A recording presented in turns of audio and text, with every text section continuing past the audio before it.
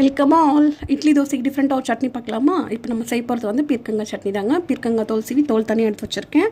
பல்ப்பை மட்டும் கட் பண்ணி எடுத்து வச்சுக்கோங்க. ஒரு ஸ்பூன் உளுந்து, 4 வரமிளகா, ஒரு சின்ன நெல்லி சைஸில் வந்து புளி அண்டு வெங்காயம் 1 கப்பு, தேவையான அளவு கருவேப்பிலை, கொஞ்சமாக வந்து தக்காளி ஒரு தக்காளி கட் பண்ணி வச்சுக்கோங்க. அதுக்கப்புறம் வந்து கொத்தமல்லி எல்லாமே வந்துட்டு போட்டு வணக்கிக்கோங்க. நல்லா வந்து தக்காளி வணங்கினதுக்கப்புறம் காயை கொட்டி வந்துட்டு நல்லா கிளறி விட்டுக்கோங்க.